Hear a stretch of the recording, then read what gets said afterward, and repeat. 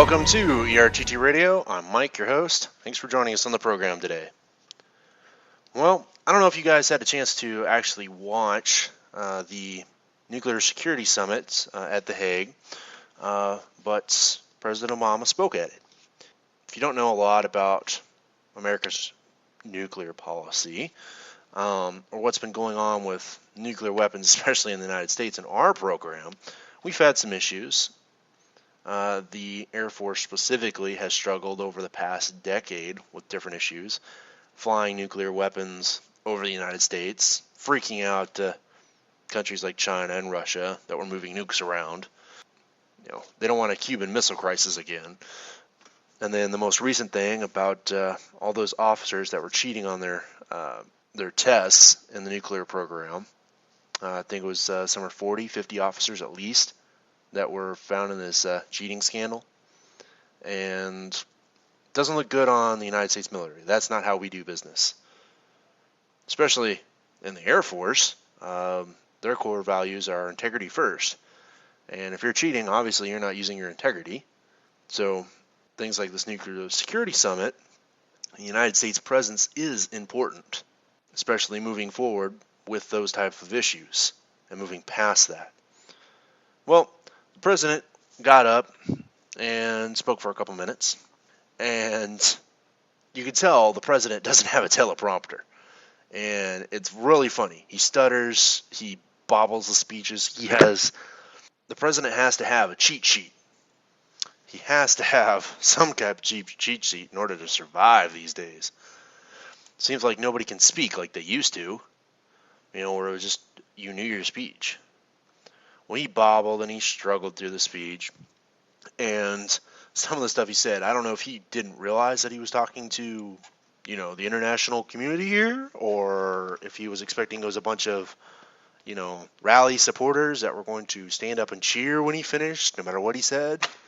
He could stand up and shout, free pizza, and, millions of people would clap. I don't know if that's what he's expecting, but he got up there and he talked about how America has always believed in, Americans' privacy, the rule of law, individual rights, and that's how, we guide ourselves as a country.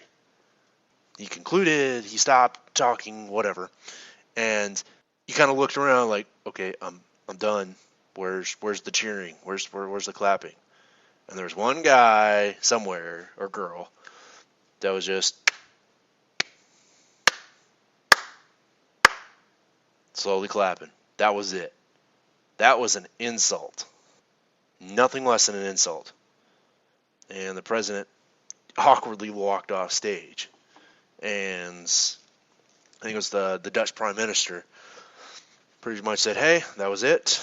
And everyone kind of stood up, and you look around at the audience, it's like, wow, nobody even cares what the President of the United States says anymore.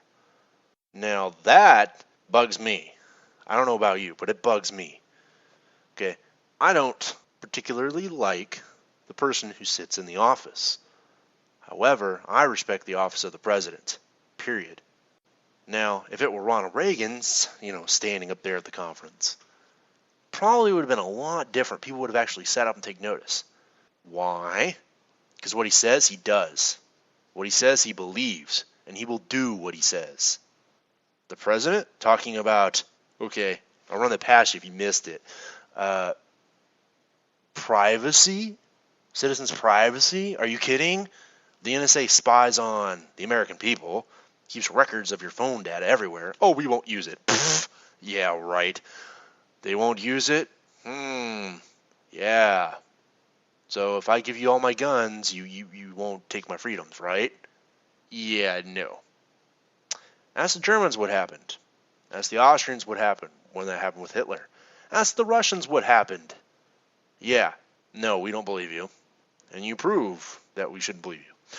Rule of law. Yeah, President Obama doesn't respect the rule of law. It's like, well, how can you say that? I can say it pretty easily. Where in the Constitution does it say the president can modify a law as he sees fit that the legislative branch passes. Where does it say that? You tell me. Nowhere. It doesn't say it in the Constitution. The president can just like, okay, I'll modify the law. Well, what law are you talking about, Mike? Well, I'm talking about Obamacare. He extended the grace period just because he was under all kinds of political pressure. He's got to make things look good. It's got his name on it. Well, you can't do that, Mr. President, and the Constitution says you can't. The Constitution says you're in the executive branch. You stay in the executive branch. The legislative branch, which we as American citizens vote for every 2 years, or now 6 years, thanks to certain amendments, those people are the ones who make the laws. They made it. Apparently you liked it because you signed it. And you are happy to sign it. Oh, wait, you can't keep your doctor, and I lied about that. Well, you wouldn't say he lied about Jack. Well, I thought you could, unless he was a bad doctor or your policy was bad. Please don't believe that. Well, I think you guys should be able to not have to be fined just yet, so I'll extend it for a couple months. Did that go through proper channels? No. Was that amended to the law through the legislative branch? No, it was not. Rule of law? No. The president violates that on a regular basis. Individual rights was the next one. He's trying to take your rights. Well, what rights is he trying to take? No, don't talk to me about guns, because I don't believe in guns. Okay, you don't have to believe in guns and listen to the show. Let's talk about your right to choose your own health care. The Affordable Health Care Act took that right, that freedom. Oh, well, if you don't want insurance, you got to pay a fine. Is that right? Is that your freedom at work there? No, he took that. So he doesn't care about individual rights, he doesn't care about your privacy, and he doesn't care about rule of law. Well, let's go a little bit farther with the privacy issue. We've spied on our own allies, and they found out about it. So you ticked off your own allies, and then you give this speech about how we respect privacy. No, you don't respect privacy. You proved it to the world you don't respect anybody's privacy. Everyone is a target. The excuse was, and I brought this up in one of my other programs, was that, well, they might not always be our friends. France has been our ally for years. England has been our ally for, centuries now? No, that was a bogus excuse. They just want the knowledge.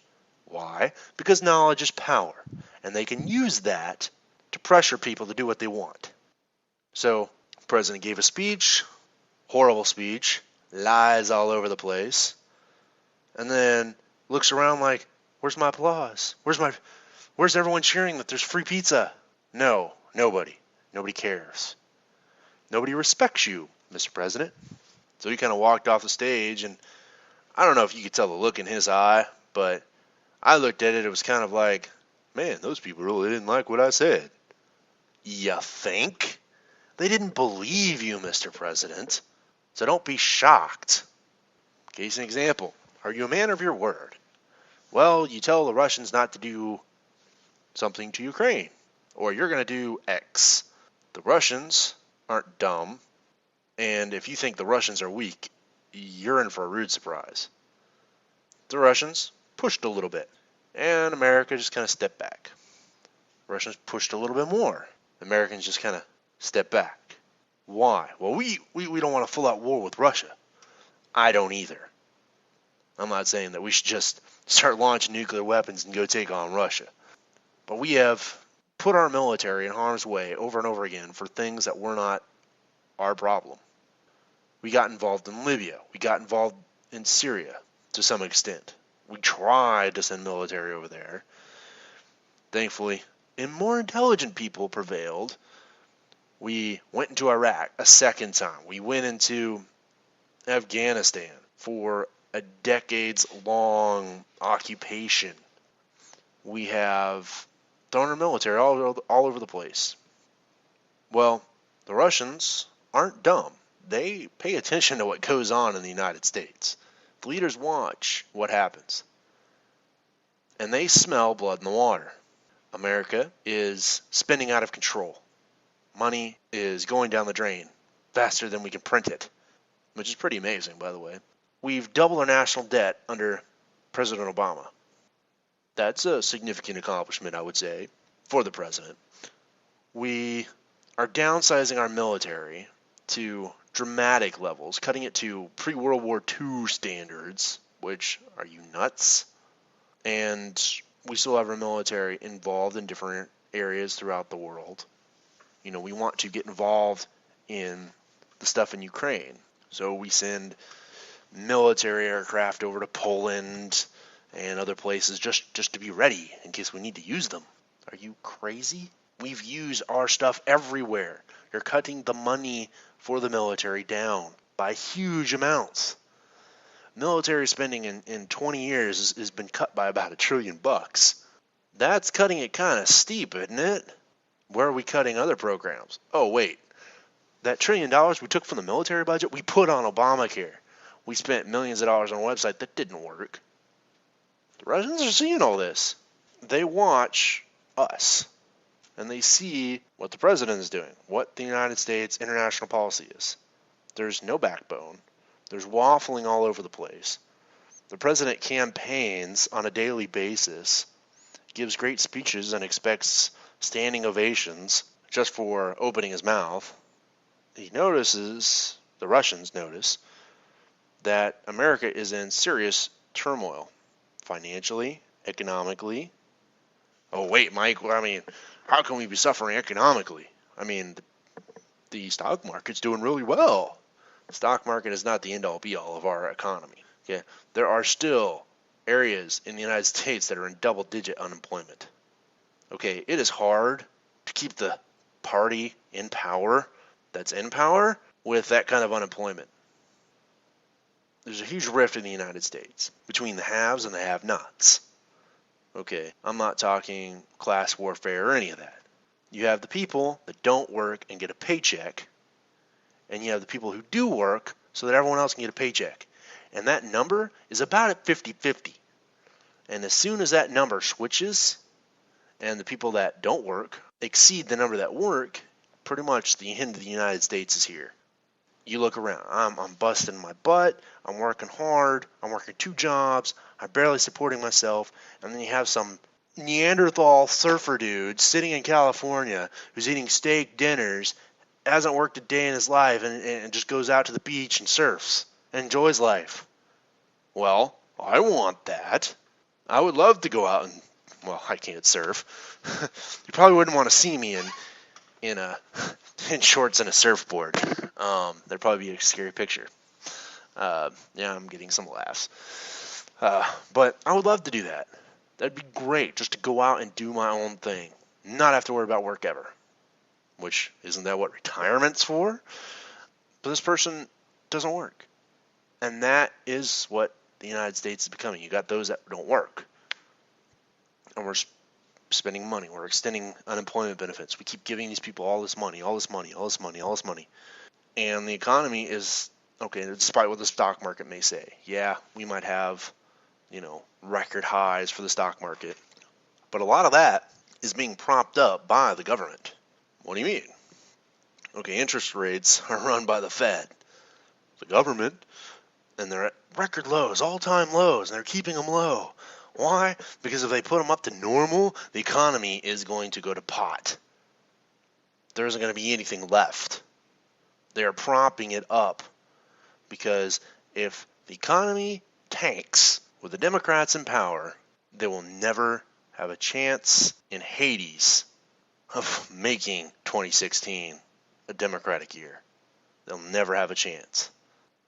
So if they can keep it propped up long enough, the news media helps with this. Oh, the economy's improving. Oh, things are great. The housing market's doing this. The housing market's doing that.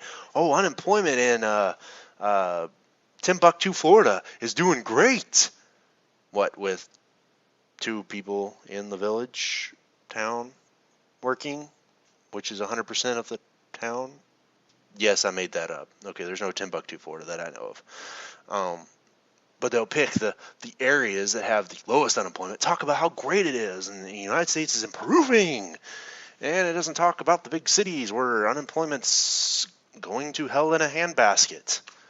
Michigan, which has been a dominated, true blue state for forever, their economy is one of the worst in the country. California is so blue, it's probably going to turn purple. Okay, that might be a little exaggeration, but they're Democrats. The state is run democratically. It is all liberals. And the state has taken guns away. They tax the people to death. I wouldn't want to live in San Francisco or Los Angeles or San Diego. I live in a house that, if it were in San Diego, would probably be worth about $1 million. Not because the house itself is worth $1 million, but it's because it's in that kind of an area. High pricing, high interest rates, high property taxes, taxes this, taxes that. And California, except for its marijuana taxing, is in constant debt. It's going in the hole. The economy is not improving, despite what the news media will tell you. The Russians aren't stupid. They still see that. The economy is going. The American people are tired of war. Okay? People that were born in 1991. Okay? What would that make them? 23 years old? Okay? All they've seen is the United States at war.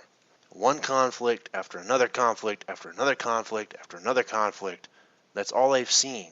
So you got these adults coming out, and that's all they ever know. You are wearing the American people down. And they're looking at their leaders. We're still at war. We're tired of war. You're cutting the military to the bone and still trying to get us involved in Ukraine. Let the Russians have it. We don't want to get involved in this anymore. We're tired of sending troops over to die for nothing or for very little gain, or to put them in harm's way for political reasons. The Russians see all this. The economy is going down. The American dollar is nowhere near what it used to be. People don't respect our leaders. We sent John Kerry over to Ukraine. Woo! Yeah, that was the greatest diplomatic move you could have done. Why didn't we send, Dennis Rodman over there? It would have had the same political effect. Absolutely nothing. The Russians look at us as the other kid on the block. And let me explain this for everyone to understand. Everything in politics, whether it's work politics, school politics, world politics, government politics, everything can be broken down to first graders in a schoolyard. You have the two biggest kids. We'll name one of them America. I'll name the other one Ruski, Russia. Okay, well, America and Ruski are the two biggest. America is bigger, but not by much. You have all the other kids in the schoolyard. Well, you have what's called the UN. Okay, that is the conglomeration of about 200 of the school kids, including America and Ruski, and they pretty much monitor everything. Well, then you got people who don't play nice. Okay, we'll call them Korea, North Korea. And North wants to play with this toy, nuclear weapons. He wants nuclear capability. Well, America comes in and says, you can't play with that. You can't have that. Well, why not? Well, I want to play with it. I want nuclear weapons. Well, if you decide to do that, we're going to send our UN delegation people to inspect you. And we're not going to let you. We're going to put sanctions on you. No one's going to trade lunch with you. You're not even going to be able to eat at our table anymore. Well, North Korea still tries to play with the toys, or get the toys, and their economy is horrific. They don't have any significant world influence, on the schoolyard. So that's one example. Now, America does that. Well, then America gets in with Iran. Tells them that they can't do nuclear weapons. They pretty much beat up a little bit of the kid named Iraq. Iraq was kind of grateful after he came to his senses, if you want to call it that. And we've pretty much been, well, you can't do this, you can't do that. And America's been sitting in the back of school, of all the classes, and been spying on everybody, on what goes on. Well, the kids found out about it. They weren't too happy. Okay, we're supposed to be your friends, and you're spying on us? You don't trust us? Okay. Then you got Ruski over there. And he's sitting there, he's watching everything, how things go down. And there is no respect for America as he walks into the room now, as he gives his speeches about what they're going to do and how he appreciates, other kids' privacy and rule of law, and no one believes a word he says. Ruski's noticing all this. Ruski's also watching, well, America's still giving money out to all these kids, but he's not wearing the nice rich boy clothes that he used to. He's wearing kind of the old ratty stuff now. Not because it's in style either. Ruski's watching this. And he's not dropped off by a Lamborghini when he comes into the schoolyard anymore. It's a little compact car. Environmentally safe. Well, Ruski's watching all this, Russia. And they're seeing what's going on. And there is NATO, which is, the closest friends of, America. That is pretty much Ruski's biggest problem.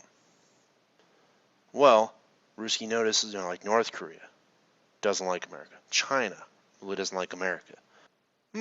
Iran doesn't really like America either. And all these Muslim guys, Muslim countries, they're not great fans of America either. Well, they hate this kid Israel too. They hate him. Well, America's struggling. Now might be a good time for me to make my own move, my own influence on the world. This one kid's been trying to get in with the NATO group. Yeah, the guy's name's Ukraine. What kind of name is that? Yeah, I'm going to go pick a fight with him. I'm going to steal his lunchbox. Let's see what happens. Oh, well, hey, look, the lunchbox wants to stay with me. Oh, isn't that great? I got this cool lunchbox now. Ooh, it's got oil in it. It's got fishing. Ooh, it's got good access to this, a lake. Ooh, no, I guess it's kind of a sea. The Black Sea. Okay, are you seeing this from the schoolyard perspective? Yeah, this might be a little ridiculous, but this is how politics is going down. It simplifies things immensely.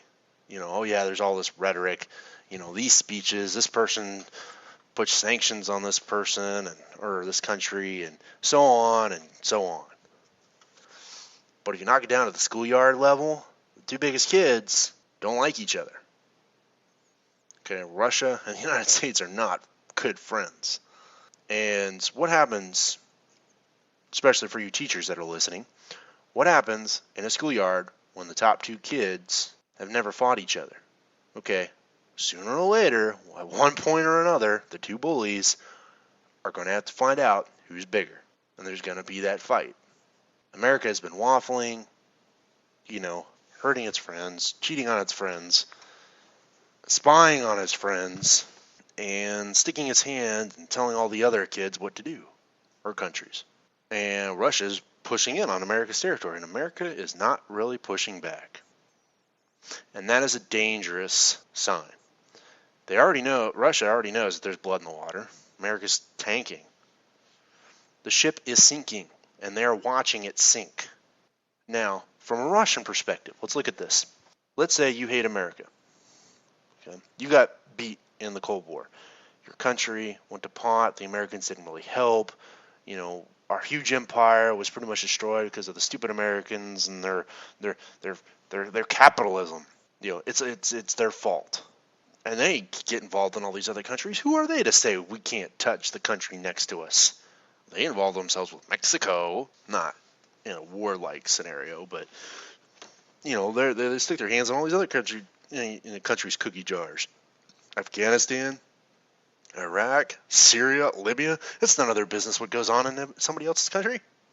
And they're thousands of miles away. Ukraine is next door.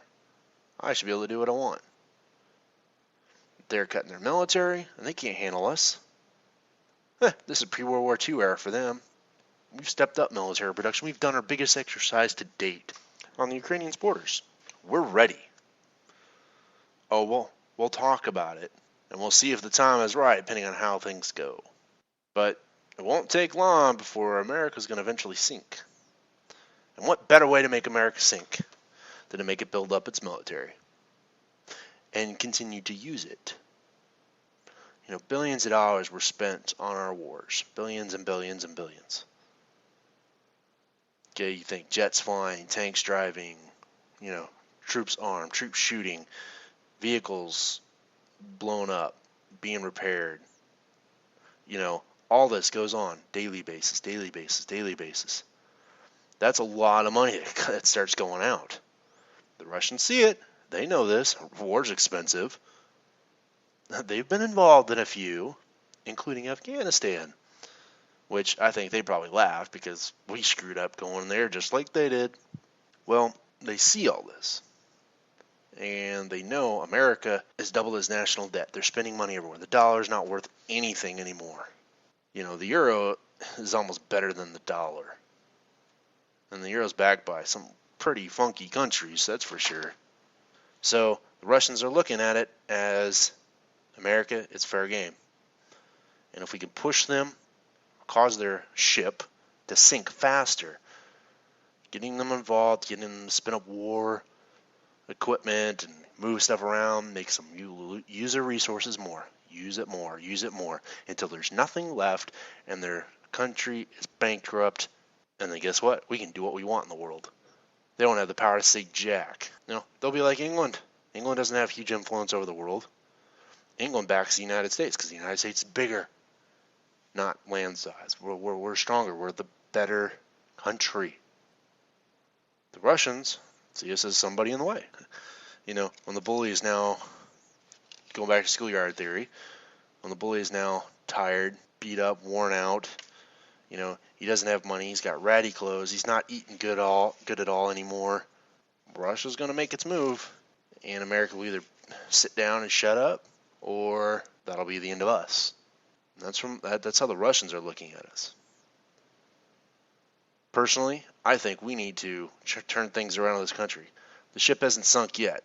We can still dump the water overboard. Dump the liberal ideology overboard. Dump the socialism overboard.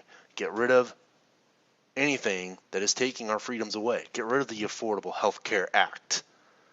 Eliminate the NSA's ability to spy on its citizens. Period.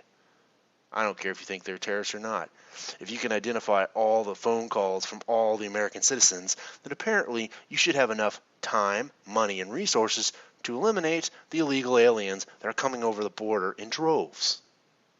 Logical? Yes. We can eliminate that. We can eliminate the IRS and its blown up bureaucracy and bullying tactics. Oh, they don't bully? Yeah. Ask all those conservative groups that were trying to get, their tax exemption. Oh, well, MoveOn.org or, Liberals for America. Oh, yeah. You get your approval. Oh, you have the word freedom in your name? Oh, no. Nope, we got to investigate you. Yes, the government is overpowered, empowered. Why? Because we let it get that way. We need to change it now. And the quicker we do this, the quicker we can save our ship from going past the point of no return. And that's all we have time for here on the program, folks. I would like to thank everyone for listening to this week's broadcast and listening to my show. If you have any questions for me or for my future guests that I'm hoping to have on the program next week if possible, if you have any questions, shoot me an email at miked@erttradio.com. And remember, it's not too late to turn America around. And as always, live free and die free.